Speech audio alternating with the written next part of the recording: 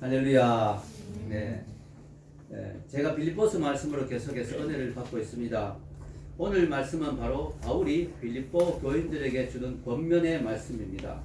무엇보다 오늘 말씀은 중요한 것이 어떤 자세로 신앙생활을 해야 되는가, 내가 신앙생활을 할 때 어떤 태도와 어떤 자세로 해야 되는가, 이 말씀인데 마침 또 이 말씀이 원래 첫 주 말씀이어서 참 좋은 것 같아요. 여러분이 올 한 해 신앙생활 하면서 어떤 마음 자세로 어떤 영적인 태도로 신앙생활을 해야 되는가 하는 것을 오늘 말씀을 통해서 여러분들이 도전을 받으면 좋을 것 같습니다. 아멘. 예, 거기 우리 유아실 잘 들리나요? 네, 좋습니다. 자, 오늘 여기 보면 특별히 12절에 이런 말씀이 있습니다. 같이 한번 읽어볼까요? 12절 위에 시작. 그러므로 나의 사랑하는 자들아, 너희가 나 있을 때뿐 아니라 더욱 지금 나 없을 때라도 항상 걱정하여 두렵고 떨림으로 너희 구원을 이루라. 이렇게 말씀하고 있습니다. 여기 밑줄을 그어야 되겠죠? 두렵고 떨림으로 너희 구원을 이루라. 이게 오늘 말씀의 제목입니다. 두렵고 떨림으로 이루는 구원. 자, 이 말씀 우리가 오해하면 안 됩니다. 우리가 그러면은 죽기 전까지는 구원이 완성되는 것이 아닌가? 죽기 전에 구원을 잃어버릴 수도 있는가? 이미 받은 구원, 한번 얻은 구원을 내가 또 중간에 놓쳐버릴 수도 있는가? 그래서 내가 두렵고 떨려야 되는가? 내 구원을 잃어버릴까봐 늘 불안하고 두려워서 떨고 그렇게 살아야 되는가? 그런 식으로 신앙생활을 해야 되는가? 이렇게 생각할 수가 있어요. 그렇지는 않습니다. 이 말은 내 구원이 취소될까봐 두려워하고 떨고 그렇게 걱정하면서 신앙생활을 하라는 뜻은 아닙니다. 한번 얻은 구원은 취소되지 않죠. 그렇다면 도대체 두렵고 떨림으로 구원을 이룬다는 게 무슨 뜻인가? 이걸 이해하기 위해서요, 편의상 구원을 세 가지로 나누어 보았습니다. 첫째는 과거의 구원이 있습니다. 이건 뭐냐면 예수님을 믿는 순간, 이제 그 믿는 순간이 시간이 지나면 과거가 되잖아요. 내가 믿는 순간 구원이 나의 것이 되었어요. 이 과거의 구원은 취소되지 않습니다. 이 구원은 이미 나의 것이 됐습니다. 예수님을 믿는 순간 내 호적이 이미 하나님의 자녀의 호적으로 옮겨졌습니다. 마치 자녀가 좀 잘못해도 부모가 자녀가 아닌 게 아니잖아요. 부모와 자녀의 관계가 힘들어질 수는 있죠. 그러나 자녀가 취소되는 건 아니죠. 이미 내 자녀로 태어났는데 어떻게 할까요? 그죠? 예. 이 자녀와 부모의 관계는 취소되는 게 아니거든요. 자, 이것이 바로 과거적으로 받은 구원입니다. 예수님을 믿는 순간 난 하나님의 자녀가 되었습니다. 이 구원은 취소되지 않습니다. 자, 두 번째는 미래의 구원이 있습니다. 미래의 구원. 이것은 뭐냐면 앞으로 우리가 하늘나라에 가게 된다 하는 그것을 말하는 것입니다. 종말론적인 구원입니다. 자, 우리가 이미 과거적으로 구원받았잖아요. 근데 여러분 자신을 보면 이상한 일이 있죠. 나는 이미 과거적으로 구원받았는데 여전히 나는 가끔씩 죄를 지어요. 가끔씩 죄를 짓는단 말이죠. 완전하지 않아요. 이게 뭐냐? 이건 뭐냐면은 우리가 신분적으로는 하나님의 자녀가 되었고 신분적으로 의인이 되었지만 뭐요? 내 속에 죄가 남아있죠. 이것은 구원을 덜 받았다는 뜻이라기보다는 구원이 완성되지 않았다는 거죠. 그 구원이 언제 완성되느냐? 이미 구원은 받았지만 언제 완성되느냐? 천국 들어가는 그 순간 우리는 영화로운 몸으로 바뀌죠.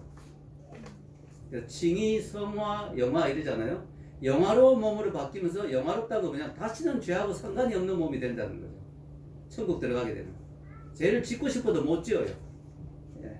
천국 들어가면 우리는 영화로운 존재가 돼요. 그게 바로 구원의 완성이에요. 그게 바로 종말론적인 구원. 그게 바로 미래적인 구원입니다. 그리고 현재적인 구원이 있습니다. 그게 뭐냐? 매일 시험이 찾아오잖아요. 유혹이 찾아오잖아요. 그 유혹을 이기는 것, 시험에 빠지지 않는 것, 낙심하지 않는 것, 죄 짓지 않는 것, 미워하지 않고 사랑하는 것, 이런 것들이 바로 현재의 구원입니다. 즉 날마다 예수님의 형상을 닮아가기 위해 애쓰고 노력하는 것. 그래서 이것이 일종의 성화입니다. 성화. 이것이 바로 날마다 내가 이루어 나가야 될 구원입니다.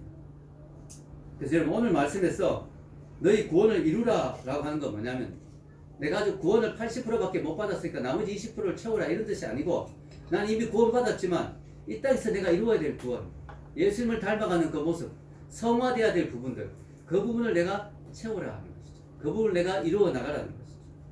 내게 준 구원의 소중함을 기억하고 그 구원을 계속해서 이루고 성취하라는 것입니다. 왜 이렇게 바울이 이야기할까요? 이미 구원 받았는데 왜 자꾸 구원을 이루라고 할까요? 그것은 사람들이 구원을 내가 이미 받았다라고 하면 어떻게 돼요? 나태해지는 거예요. 게을러지는 거예요. 많은 사람들이 구원을 받았는데 구원을 받을 때 감격이 없죠. 그 기쁨이 없죠. 그 감동이 없죠. 왜 그럴까요? 첫사랑이 식어버렸기 때문에. 여러분, 이 첫사랑은요, 식기 쉬워요. 여러분, 결혼할 때 그 감격 있잖아요. 아, 이 사람 사랑해. 이런 좋은 사람이 나에게 부인으로 왔다니, 남편으로 왔다니. 근데 한 10년 지나면 시들시들해지죠. 예, 그게 권태기 이런 말도 하지만 첫사랑이 자꾸 식어버릴 수 있어요. 그 첫 번째 그 감동스러운 마음이 자꾸 식기 쉽습니다. 그래서 두려운 마음을 가져야 돼요. 여러분, 우리가 부부 관계에도 사랑하는 사람 관계에도 두려운 마음을 가져야 돼요. 이 두려운 마음은 저 사람 보니까 무섭다 이런 게 아니고요. 이 사람과 나와의 관계가 너무 소중하기 때문에 그 소중한 관계에 훼손이 되지 않도록 내가 늘 신경 써야 되는 거예요. 내가 저 사람의 마음을 혹시 섭섭하게 한 건 없을까? 내가 저 사람의 마음에 혹시 상처를 준 건 없을까? 이런 마음을 늘 가져야 된다는 거예요. 그래야 그 관계가 건강하게 계속 처음에 첫사랑의 마음 그대로 유지될 수 있는 거예요. 근데 저 사람은 이미 내 사람이야. 저 사람은 뭐 다른 방법 있겠어? 뭐 이미 결혼했는데 잡아놓은 고객이 왜 먹이를 줘? 뭐 이런 식의 생각을 한다면 그 관계가 시들시들해지는 거죠. 늘 두려운 마음. 하나님도 마찬가지예요. 우리가 하나님을 두려워하라. 오늘 여기 보면 두렵고 떨림으로 구원을 이루자. 하나님을 두려워하라는 것은 하나님이 나에게 저주할까봐 막 공포에 질려있고 이런 의미가 아닙니다. 사랑에 기반한 두려움. 이걸 뭐라고 해요? 경외라고 하죠. 경외. 멋있는 말 있죠? 경외심을 가져라. 하나님을 볼 때 언제나 하나님을 만만하게 생각하지 말고 하나님을 쉽게 생각하지 말고 그분을 존경하고 존중하고 그분에 대한 경외심을 가져라. 사랑에 기반해서 그분에 대해서 늘 두려운 마음을 가져라. 어떤 두려운 마음입니까? 내가 과연 지금 하나님 뜻대로 살고 있는가? 하나님 나를 보실 때 기뻐하실까? 내가 지금 하나님 마음에 합한 삶을 살고 있는가? 혹시 내가 하나님 마음에 섭섭한 그런 걸 드린 건 없을까? 이런 생각을 늘 하라는 거예요. 됐다 이렇게 생각하지 말고 내가 하나님 자녀인데 하나님 어쩌겠어 이런 생각하지 말고 하나님 아버지를 더 기쁘게 해야 되는데 혹시 작년 한 해 내가 돌아봤을 때 하나님께 좀 부끄러운 모습은 없었을까? 부족한 부분은 없었을까? 하나님 뜻대로 살지 못한 부분은 없었을까? 원래 어떻게 하면 더 하나님 뜻대로 살까? 이런 고민을 하라는 거예요. 그럼 그 관계가 언제나 신선하고 그 관계가 언제나 건강하고 그 관계가 언제나 아름답다는 거죠. 이게 두렵고 떨림으로 구원을 이루라는 의미입니다. 아멘. 여러분, 그래서 이 구원을 이루라는 것은 구원의 상태가 구원이 덜 완성되었다라기보다 내 마음의 자세와 내 영적 태도를 바로 가져라 하는 건데요. 그럼에도 불구하고 이 말씀을 보면 두려워요, 저는. 야, 그래도 그렇지. 내가 어떻게 구원을 이룰 수 있을까? 내가 어떻게 완전하게 하나님 뜻대로 살 수 있을까? 이런 두려움 있잖아요. 두렵잖아, 우리 인간이니까. 인간인 우리가 어떻게 하면 하나님 원하시는 수준의 구원을 이룰 수 있을까? 두렵단 말이죠. 그래서 감사한게요. 이걸로 끝나면 참 두려운데 그 다음 13절이 있는 거예요. 바울이 정말 신학의 천재입니다. 바울이 13절을 이야기했다는 게 너무 위로가 됐죠. 13절 한번 읽어볼까요? 시작. 너희 안에서 행하시는 하나님이시니 자기의 기쁘신 뜻을 위하여 너희의 소원을 두고 행하게 하시나니. 이게 많이 위로가 되죠. 너희 안에서, 이 안에서 뭘 행한다? 구원을 이룬다는 거예요. 너희 안에서 이 구원을 이루는 그분이 너희가 구원을 두렵고 떨림으로 이루는 자세를 가져야 되지만 결국 그것을 이루는 분은 누구라고요? 하나님이시다는 거예요. 너희 안에서 행하시는 이는 하나님이시니. 심지어는요, 원어로 보면 여기에 왜냐하면이라는 단어가 들어가 있어요. 사실 이게 한국어로 번역하다 좀 빠졌는 게 좀 아쉬운데요. 왜냐하면 너희들은 구원을 두렵고 떨림으로 이루어야 된다. 그럼에도 불구하고 너희들이 구원을 이룰 것을 확신할 수 있다. 왜냐하면 너희 안에 행하시는 이가 바로 하나님이기 때문에. 아멘. 하나님이 시작하신 일을 누가 맡겠어요? 하나님의 손에서 누가 우리를 빼앗겠어요? 아멘. 그래서 우리는 여기에 위로가 있는 거야. 구원을 두렵고 떨림으로 이루지만 우리는 자신할 수 있는 거야. 내 구원이 이루어질 것을, 내 구원이 완성되는 것을. 왜? 하나님이 행하시니까. 내 안에 하나님이 소원을 두고 행하시니까. 아멘. 너무 감사하죠. 그래서 여러분 이 두 가지가 같이 가는 거야. 그럼 바울 보십시오. 바울만큼 구원의 확신이 있는 사람이 어디 있겠어요? 왜냐? 바울은 예수님을 직접 만났잖아요. 천국도 갔다 왔잖아요. 바울은 천국 갔다 왔다고 분명히 고백하거든요. 바울은 구원으로 보면 바울만큼 구원의 확신한 사람이 없지만 바울은 마지막 죽을 때 어떻게 이야기합니까? 디모데후서에 내가 믿음을 지키고 달려갈 길을 달렸다. 믿음의 경주를 끝까지 했다. 바울은 마치 구원을 잃어버릴 수 있는 사람인 것처럼, 잃어버릴 리가 없지만 마치 내가 잘못하면 구원을 잃어버릴 사람인 것처럼 바울은 마지막 순간까지 믿음을 지키고 믿음의 경주를 끝까지 달려갔다는 거예요. 달려갈 길을 마쳤다고 고백하잖아요. 이게 우리의 태도가 되어야 됩니다. 그러면서 바울은 뭐예요? 확신합니다. 하나님이 나를 구원하셨다는 사실. 내가 이미 하나님의 손 안에 있다는 사실을 확신하죠. 그래서 두 가지가 같이 가는 거예요. 그래서 여러분 뭐가 필요할까 우리에게는? 균형 잡힌 칭의론이 필요합니다. 균형 잡힌 칭의론 많이 들어보셨죠? 예. 우리가 칭의, 이미 우리는 구원받았다. 이미 우리는 의로워졌다. 칭의거든요.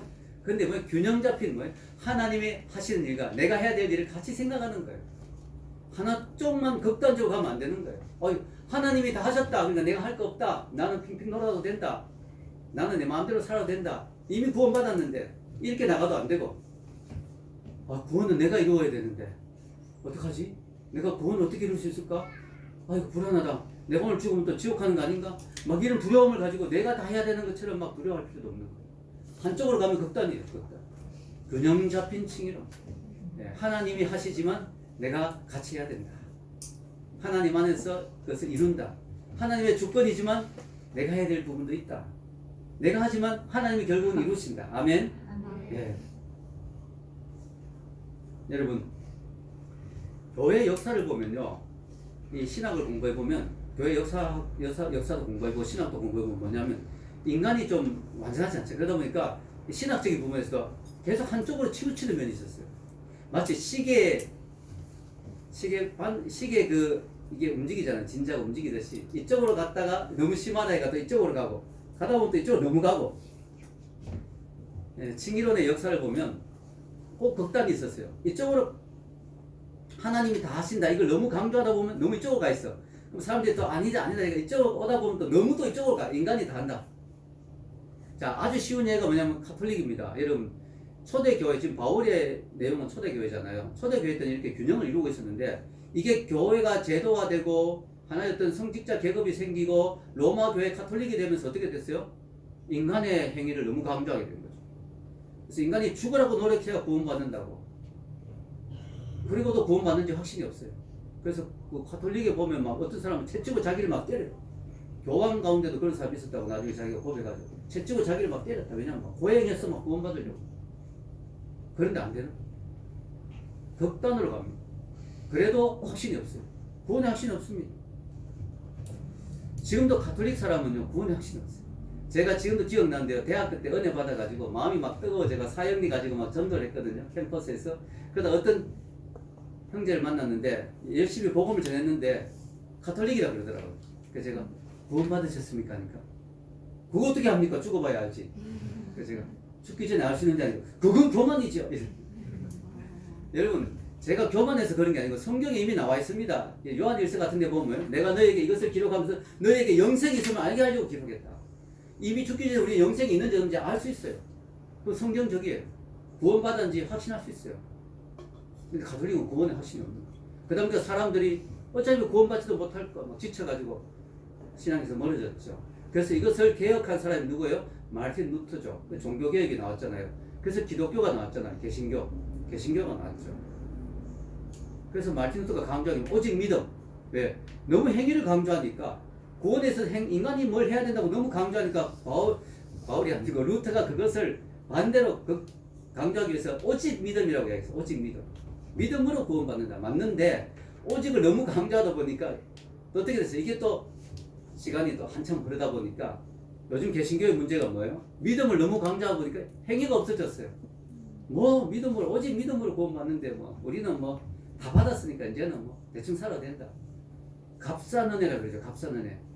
예수님의 은혜가 너무 값싼 게 됐죠. 너무 싸구려. 예수님 영접기도 하면 구원받습니다. 마음대로 살아도 됩니다. 너무 값싼 은혜가 됐죠. 헌신 없는 신앙, 제자도 없는 십자가. 너무 은혜가 값싼 은혜가 되어버립니다. 면죄부 주듯이 그렇게 되어버린 거죠. 그래서 또 이게 너무 극단으로 가는 거예요. 중간에 우리가 중심을 잡아야 돼요. 중심을 잡기 위해서 뭐예요? 오늘 말씀처럼 내가 두렵고 떨림으로 구원을 이루지만 하나님이 내 안에서 행하신다는 걸 믿는 거예요. 아멘. 이게 중심을 잡는 균형 잡힌 신앙생활이 되는 거죠. 자, 여러분, 하나님은 우리 마음에 뭘 주시냐? 소원을 주세요. 소원을 주고 그걸 이루게 하세요. 너무 멋있죠? 여러분 근데 이 말씀을요 오해하는 경우가 있어요. 하나님이 내 마음에 소원을 주고 이루신다. 이걸 하나님이 내 소원 성취해주는 분으로 생각하는 경우가 있어요. 하나님이 내 소원 성취해주는 도구다. 자 여러분 그 뜻이 아닙니다. 성경을 똑바로 읽어야 됩니다. 13절 한번 봅시다. 다시 시작. 너희 안에서 행하신 이는 하나님이시니 자기의 기쁘신 뜻을 위하여 너희에게 소원을 두고 행하게 하시나니. 여기 보세요. 하나님이 나의 소원을 이루어준단 말이 아니죠. 하나님의 기쁘신 뜻을 이루기 위해서 나에게 소원을 주고 그것을 나를 통해서 이루게 하신다는 거죠. 하나님의 소원이 뭘까요? 가장 큰 소원은 내가 구원받는 거. 아멘. 예. 또 뭐요? 내가 예수님의 형상을 담는 거. 하나님 소원하시는 거죠. 또 내가 예수님처럼 복음을 전하고 영혼을 구원하는 거. 이게 하나님이 나를 통해서 소원하는 바예요. 그래서 하나님이 내가 소원 이루고 내가 대단해지고 위대해지고 이런 소원을 이루어지는데 하나님이 쓰임받는다는 뜻이 아니죠. 하나님은 내 마음에 소원을 주십니다. 하나님의 뜻을 이루기 위해서, 하나님께 쓰임받기 위해서, 하나님께 영광을 돌리기 위해서, 그리고 그 소원을 이루도록 내 마음에 감동을 주셔서 내가 그 일을 하게 하시고 또 하나님이 그 안에서 행하시고 그 일을 성취하십니다. 그런데 여러분 만약에 내 마음에 하나님의 소원에 대한 관심은 전혀 없고 하나님이 나를 통해서 어떤 걸 원하실까 이런 소원은 전혀 관심이 없고 하나님 이용해서 새벽기도 열심히 나가서 내 소원을 이루어야지 이거의 도구로 하나님을 사용한다면 하나님이 그 소원을 이루어 주실까요? 안 이루어 주시죠. 너무너무 빌면 하나님이 툭 던져 주시 조금 주실 수도 있겠지만 그게 나한테 유익이 안 되죠. 마치 구약 시대에 이스라엘 백성이 막 복이 달라고 막 하나님 복이 줬지만 그것 때문에 망했잖아요. 그런 것밖에 안 되는 거죠. 여러분 하나님은 기뻐하시는 게 뭐냐? 내 마음에 하나님의 소원을 가집니다. 제가 얼마 전에 아주 그 좋은 분의 유튜브를 들었는데요. 이분이 참 유튜브가 너무 좋더라고요. 아주 감동적이에요. 근데 이분이 그 유튜브에서 이런 말을 합니다. 이분이 목사님은 아닌데 아주 그 기독교 운동을 일으키고 북한을 위해서 기도를 많이 하는 거예요. 아주 귀한 분이에요. 그런데 이분이 그런 이야기 합니다. 나라를 위해서 자기는 남다리 애국심이 많이 있었대요. 그래서 우리나라, 우리 조국을 위해서 기도를 많이 했대요. 지금도 많이 하시는 분이고 귀한 분인데 이분이 너무 중요한 이야기예요. 뭐냐면은 자기가 젊을 때부터 조국에 대한 관심이 많고 애국심이 투철했는데 어느 날 깨달았다는 거예요. 이게 너무너무 중요하네.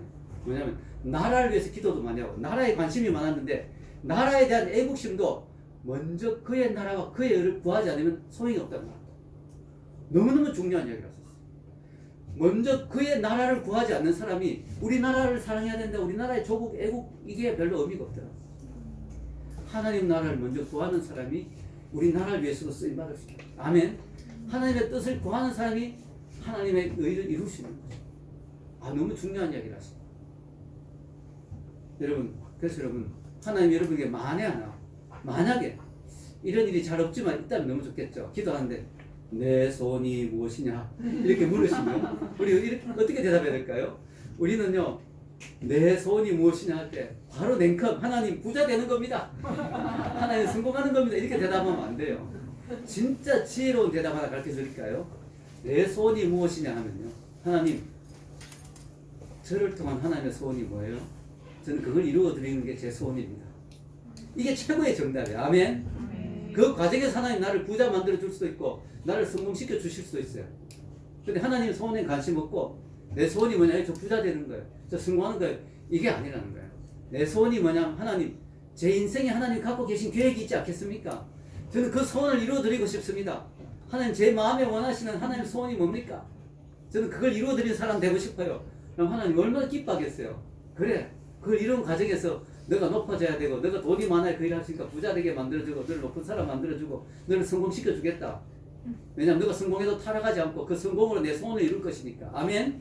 그래 돼야 되는 거예요. 그렇게 돼야 되는 거예요. 순서가 제대로 가야 되는 거예요. 순서가 먼저 그의 나라와 그의 의를 구해야 하나님 이 모든 걸 더하여 주시는 거예요. 아멘.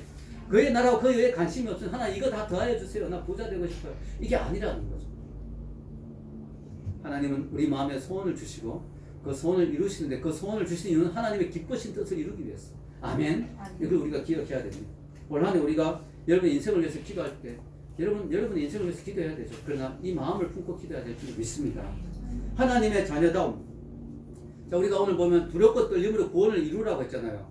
그럼 구체적으로 어떻게 해야 되냐? 구원을 이루기 위해서 어떤 부분에서 우리가 신경을 써야 되느냐? 바로 나오는 말씀이 이거예요. 14절입니다. 14절. 모든 일을 원망과 시비가 없이 하라. 여러분 왜 이게 중요할까요?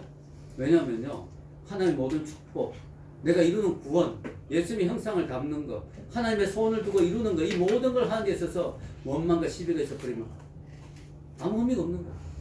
복을 털어내는 거야. 복을 털어내는 거야. 네, 먼지 털듯이 복을 털어내는 짓이 뭐냐? 원망과 시비. 입으로 다 망쳐버리는 거예요. 여러분, 내 입으로 원망하고 시비하고 불평하고 짜증내고 욕하고 이러면 뭐요? 내 입으로 모든 걸 다 털어버리는 거예요. 자, 원망은 뭐냐면 내 안에서 나오는 거죠. 원망. 이게 입으로 나오면 시비가 되고 불평이 됩니다. 여러분, 자꾸 따지고 싶어하는 사람, 자꾸 따지는 사람, 특히 지금 교회 안에서를 말하는 빌립보서의 교인들이 조금 서로 싸우고 이런 게 좀 있었어요. 빌립보 교인들이 다 좋은데 서로 다투고 이런 게 좀 있었거든요. 그래서 이 말 하는 거예요. 교회 안에서 자꾸 따지고 자꾸 시비 걸고 자꾸 원망하고 자꾸 불평하고 이거 하면 안 됩니다. 물론 지혜로운 분별력은 필요해요. 목사님이 이단을 가르치는데도 뭐 따지지 않고 가만히 있으면 안 되죠. 예, 뭐 죄가 있는데도 그걸 가만히 있으면 안 되죠. 그러니까 건강한 분별력은 필요하지만 별거 아닌 거 가지고 자꾸 시비 걸고 따지고, 그죠? 자기 중심적으로 내 마음에 안 든다고 자꾸 원망하고 불평하고 이거는 안 된다는 거죠. 이런 건 조심해야 된다는 거죠. 이러면 자꾸 사람이 원망하고 불평하고 되면 그 영혼이 황폐해집니다. 황폐해져. 여러분 분명히 그래요. 내가 자꾸 감사하고 칭찬하고 찬양하고 기뻐하면요, 그 영혼이 풍성해져, 윤택해져요. 기름이 넘치듯이 은혜가 넘칩니다. 그런데요, 자꾸 따지고 불평한 사람 보면요, 은혜가 없고 황폐합니다. 그 사람의 영혼.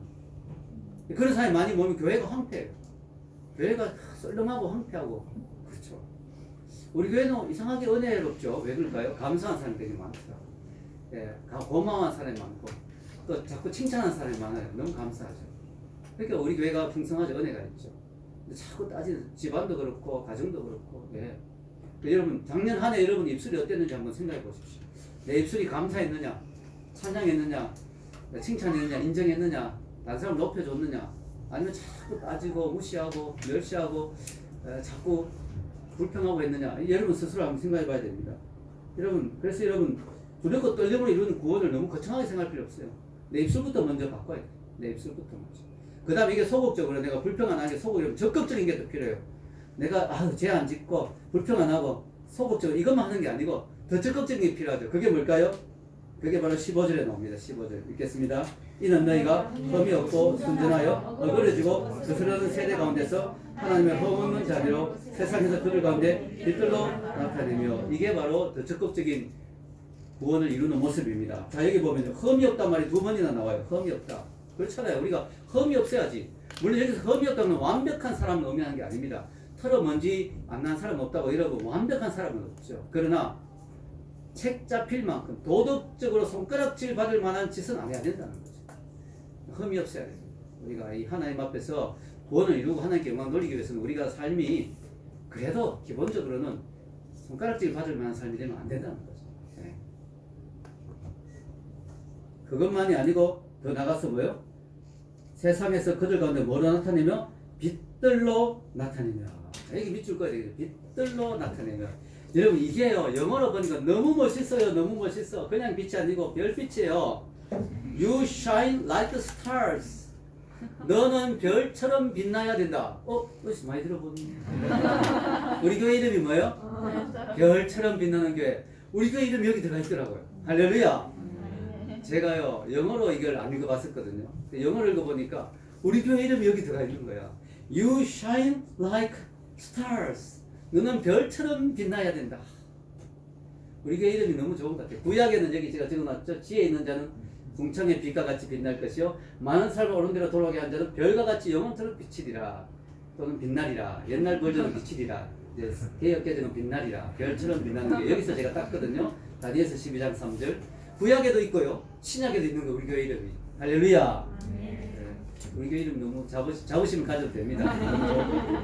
그래서 여러분 우리가 특별히 우리는 보통 크리스찬이 아니고 별처럼 빛나는 교인이기 때문에 우리가 어떻게 돼요? 별처럼 빛나는 빛의 자녀다운 삶을 살아야 돼요. 우리 삶의 자리에서, 우리 가정에서, 직장에서, 학교에서, 내 삶의 자리에서 빛을 드러내야 되죠. 여러분 한 사람이 있음으로 말미암아 여러분 있는 곳이 밝아져야 되죠. 여러분 어두울 때 촛불 하나만 켜도 뭐 얼마나 밝은지 몰라요, 그죠? 촛불 하나 있는가 없는가 너무 차이 나죠. 큰 데서 막 부딪히는 거하고 조그만 촛불 하나도 있는 거하고 너무 차이 납니다. 여러분의 빛이 크지 않을 수도 있어요. 아주 작은 빛일 수도 있어요. 그러나 뭐요? 이 작은 나의 빛 비치게 할 테야. 아, 어릴 때 주일학교 찬양 별거 아닌 것 같아도 이 찬양이 깊은 진리가 있어요. 이 작은 나의 빛 비치게 할 테야. 빛내리 빛내리 빛내리. 너무 멋있죠. 여러분 작은 빛이라도 비춰야 돼요. 작은 빛이라도 드러내야 됩니다. 여러분 있는 자리에서 빛이 있느냐는 것입니다. 여러분 빛이 있습니까? 내 속에서 빛이 있습니까? 이런 이야기가 있습니다. 어떤 장님이 컴컴한 밤에, 옛날 이야기예요. 옛날에는 뭐 가로등도 없잖아요. 컴컴하잖아요. 컴컴한 밤에 장님이 다니는데 등불을 켜고 다닙니다. 너무 재밌죠? 자기는 하나도 안 보이는데. 왜 그럴까요? 나는 안 보이지만 누가 와서 나한테 부딪히지 마라 이거예요. 그래서 등불을 켜고 다니는데 갑자기 어떤 사람이 자기하고 딱 부딪힌 거예요. 이 사람이 너무 화가 난 거예요. 장님이 화가 확 냈어요. 아니 자네는 지금 내가 등불 들고 다니는 거 보이지 않느냐고, 부딪히지 말라고 불을 켜고 다니는데 왜 내 얼굴에 갖다 부딪히냐고. 그 사람이 컴컴한데 막 더듬더니 하는 말이, 미안하네, 자네의 불은 이미 꺼져 있네. 이 장님이니까 자기 불이 꺼진지도 모르고 달고 다녔다고 했어요. 자기 지금 등불이 꺼져 있는지도 모르고 들고 다녔다는 거예요. 우리는 어떻습니까? 혹시 여러분 속에 예수님의 빛이 꺼져 있는데 모르고 다니고 있는 거 아닙니까? 내 빛은 지금도 켜져 있습니까? 내 빛은 켜져 있는지 살펴봐야 됩니다. 그것도 모르고 다니고 있는 사람이 있는 거 아닙니까? 여러분, 우리는 이 어두운 세상에서 별처럼 빛나야 됩니다. 요즘 세상 돌아가는 거 보면 어떤 생각이 듭니까? 한숨이 나오죠. 예. 대통령 후보들도 찍을 사람이 없다 이러면서 한숨이 나옵니다. 자, 여러분 세상을 보면 한숨이 나오고, 코로나 봐도 한숨이 나오고, 경제, 정치, 경제, 문화 모든 거 한숨이 나오는데 저는요 이게 당연하다고 생각해요. 왜냐? 오늘 성경에 뭐라고 되어 있습니까? 너희들은 빛나는 이 세상에서 별들로 빛들로 나타내라 되어 있지 않고 뭐라고 나와 있어요? 어그러지고 거스르는 세대입니다. 이 세대 자체가 어그러지고 거스르요. 왜냐? 하나님의 뜻에 어긋나 있으니까. 이미 타락한 세상인데 이 세상은. 물론 타락했지만 하나님의 뜻은 이 가운데 이루어지지만 세상 자체는 타락했잖아요. 세상의 임금이 왕이라 그러잖아요. 마귀가 지금 잡고 있는 게 세상이잖아요. 당연히 세상은 어그러지고 어둡다는 거예요. 거스르는 세대라는 거죠. 당연한 거예요. 여러분 세상을 보면서 왜 세상이 이래, 소크라테스 형 이러지 말라는 거죠. 테스 형 왜 이래 이런 말 할 필요 없어요. 테스 형 물을 필요 없어요. 세상은 당연히 어그러져 있어요. 당연히 어그러진 세대예요. 그러나 이 어그러짐을 우리가 한탄하고 있을 게 아니라 나의 작은 빛부터라도 켜야 된다는 거죠. 여러분 세상이 밝으면 빛이 필요 없죠. 이 세상이 밝다면 빛이 필요 없잖아요. 세상이 어두우니까 빛이 필요한 거죠. 여러분 교회에서 빛을 발하라고 말하지 않았어요. 어그러진 세대 가운데서 빛을 발하라고 했어요. 여러분 그래서 우리 사명이 더 중요한 거예요. 세상이 썩었을수록, 세상이 어두울수록 우리 사명이 더 귀한 거예요. 여러분 어두울 때 빛 하나, 촛불 하나 있는 것마다 얼마나 중요합니까? 얼마나 큰 도움이 됩니까? 어두울 때는. 여러분 세상이 어둡기 때문에 우리는 더 중요한 게 우리 사명. 아멘. 우리 사명이 더 중요한 것이죠. 근데 여러분 여기서 빛을 발한다는 것은 단순히 착하게 살아라, 착한 모습으로 빛을 발하, 이것만이 아니에요. 그것만 하면 너무 아쉬워요. 더 중요한 게 있어요. 착하고 진실한 거, 흠없는 모습으로 사는 건 당연한 거지만 플러스 뭐가 있어요? 생명의 말씀이 들어가야 돼요. 왜? 말씀이 빛이거든요. 말씀이 생명이거든요. 말씀이 없으면 사람이 살아갈 수 없잖아요. 16절입니다. 읽겠습니다. 생명의 말씀을 밝혀 나의 다름질이 헛되지 아니하고 수고도 헛되지 아니하므로 그리스도의 날에 내가 자랑할 것이 있게 하려 합니다. 아멘. 여러분 내가 있잖아요. 이 어두운 세상에서 빛 가운데 살기 위해서 흠없이 살면요. 그걸로 해서 다른 사람이 감동은 받을 수 있어요. 참, 저 사람 보니까 너무 감동이 된다. 믿는 사람이 저래야지 참 깨끗하게 사는구나. 근데 그것이 이 다른 사람이 생명을 살려주지는 못해요. 그래서 반드시 생명의 말씀이 같이 가야 돼요. 그들에게 생명의 말씀이 전해져야 돼요. 아멘? 그래야 진짜 빛인 거죠. 말씀은 생명이고 말씀은 빛이에요. 여기 보면요. 빛을 밝힌다고 되어 있죠. 생명의 말씀을 밝혀. 이게 여러분 그림같이, 그림 원어로 생각해보면, 이게 원어로 보니까 제가 이 말씀을 준비해서 원어로 조사해보니까 횃불을 들고 있는 모습이에요. 횃불을 들고 이게 쭉 내밀고 있는 모습이에요. 이 두 가지가 같이 가. 내가 먼저 꽉 잡아야 횃불을 놓치면 안 돼. 그 다음에 이거 앞으로 쭉 내밀어야 돼. 이 두 가지가 이 말씀에 같이 가는 거예요. 밝힌다는 의미가 이런 뜻입니다. 횃불을 들고 쫙 내미는 내가 먼저 말씀을 붙들어야 돼요. 내가 말씀을 제대로 붙들고 있지 않는데 누구에게 전하겠어요? 내가 먼저 말씀을 제대로 깨닫고 붙들어야 되죠. 그리고 이걸 내 혼자 가지고 있는 게 아니라 쭉 내밀어야 돼요. 즉 선포하는 거죠. 단순하게 전하는 거죠.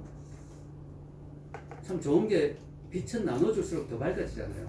내 횃불을 다른 사람에게 나눠줬다고 내 횃불이 줄어들지 않잖아요. 더 밝아지죠. 아멘. 그래서 좋은 거예요. 나눠주면 내가 손해보는 게 아니에요.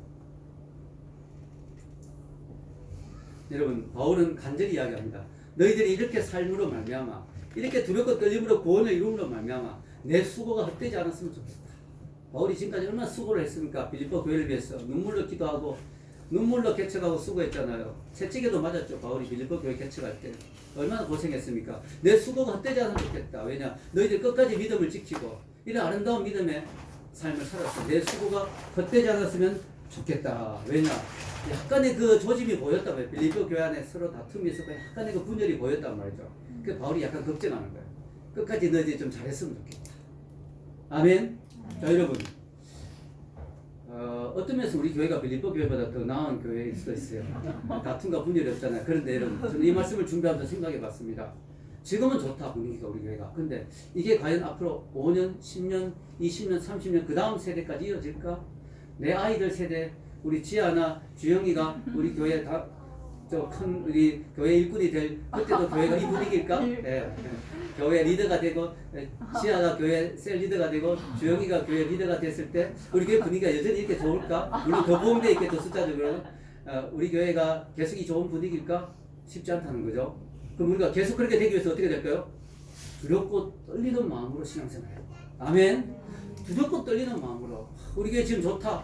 이게 아니 앞으로 계속 이렇게 좋아야 되는데 내 지금 신앙생활 잘한다. 아니 앞으로 계속 끝까지 평생 신앙생활 이 첫사랑의 마음을 가지고 이 주님의 은혜를 삼은 이 순수한 마음으로 순수해야 된다고. 순수한 마음으로 끝까지 가야 된다. 끝까지 우리 교회도 끝까지 가야 돼. 두렵고 떨리는 마음을 잃어버리지 않을 때 우리 교회가 계속 갈 수 있는 거예요. 아멘.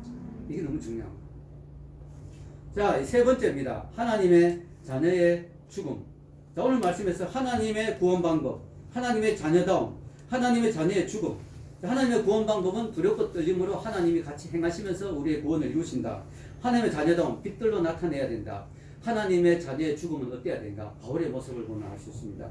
17절입니다. 읽겠습니다. 만일 너희 믿음의 제물과 성김 위에 내가 나를 전제로 드릴지라도 나는 기뻐하고 너희 무리와 함께 기뻐하리니. 아멘. 이게 바로 바울의 죽음의 모습, 하나님의 자녀의 죽음의 모습은 마땅히 이래야 된다. 자, 여기 보면 나를 믿음의 제물과 섬김으로 드린다.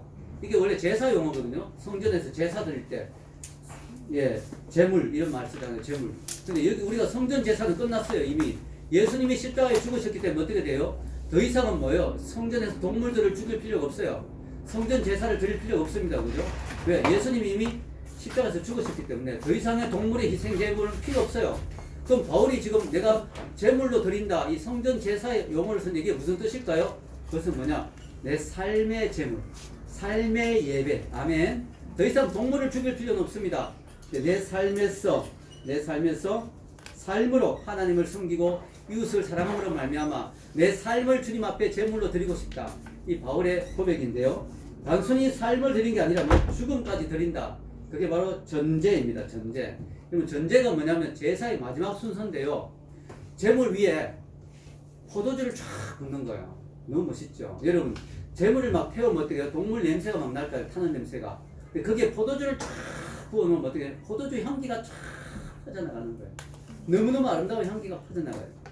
자, 바울은 지금 자신의 죽음을 전제로 표현합니다. 왜 그럴까요? 전제가 아니고 관제로 표현합니다. 관제입니다. 관제로 표현합니다. 왜냐? 제가 왜 이렇게 헷갈리는 전제. 자, 전제가 뭐냐? 마지막 이 포도주를 드리는 건데요. 이 전제, 이게 뭐냐면요. 바울이 왜 이렇게 표현했냐면, 바울은 지금 이 감옥에서 지금 죽을 걸 알고 있어요. 앞으로 내가 사형당할 것을 예상하고 있습니다. 이런 바울이 로마 시민권자입니다. 로마 시민권자는 십자가에 죽이지 않습니다. 너무 끔찍해서 어떻게 로마 시민을 십자가에 죽이느냐 이래가지고 로마 시민을 사형할 때 어떻게 해요? 목을 칩니다. 참수죠, 참수. 그럼 바울은 자기의 죽음을 그렇게 표현하는 거죠. 내가 언젠간 죽는데 내 목이 날아가서 피가 쫙, 그 붉은 피가 붉은 포도주로 상징하는 거예요. 내 마지막, 하나님께 드릴 내 마지막 제물은, 내가 내 인생을 삶의 제사로 드렸지만 내가 하나님께 드릴 마지막 제물은 내 생명이다. 내가 마지막 내 목이 날아가는 순간 내 붉은 피를 주님 앞에 마지막 전제 붉은 포도주처럼 드리리라. 이게 바울의 고백입니다. 이게 바로 바울의 죽음에 대한 고백이죠. 그러면 나는 기쁠 거라는 거죠. 바울의 믿음이 대단하죠. 내 마지막 내 생명조차도 순교의 제물로 드릴 수 있다면 나는 기뻐할 거다 하는 것입니다. 여러분, 제가 초대교회 순교실록이라는 걸 좀 읽어봤어요. 초대교회 순교를 어떻게 했는지 기록을, 법정에서 일들을 막 기록을 해놓았는데요. 아, 되게 감동적인 게 많더라고요. 근데 거기에 아주 흥미로운 내용을 봤습니다. 그게 뭐냐면요, 초대교회든 예수님을 믿는 사람으로 잡히면 바로 사형당하는 거예요. 근데 그 사람들 가운데, 예수 믿는 사람들 가운데 자기가 자수한 사람이 당국에 가는 거예요. 내가 예수 믿는다, 어쩔래? 그럼 어떻게 돼요? 그 사람 어떻게 해요? 잡아 죽이죠. 사형당하죠. 이걸 하는 사람들이 있었다는 거예요. 근데 재밌는 건요, 초대교회에서 그걸 권유하지 않았다. 권장하지 않았대요.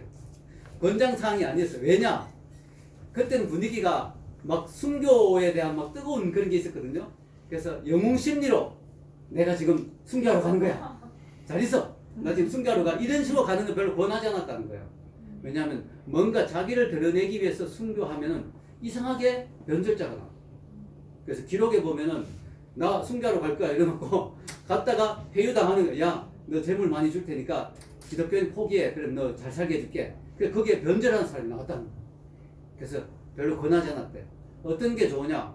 그냥 열심히 신앙생활 하다가 잡혀가지고 때가 되고 하나님이 허락하셔서 순교해서 순교할 때 그것이 바람직하다. 그래서 그런 사람 중에 변절자가 하나도 안 나왔대요. 열심히 신앙생활 하다가 잡혀가지고 하나님의 뜻 가운데 순교한 사람 가운데는 변절자가 안 나왔다는 거예요. 근데 막 영웅심리로 나 순교 한번 해볼까? 뭐 이런 사람은 이상하게 살아요. 별로 덕이 안 됐다는 거예요.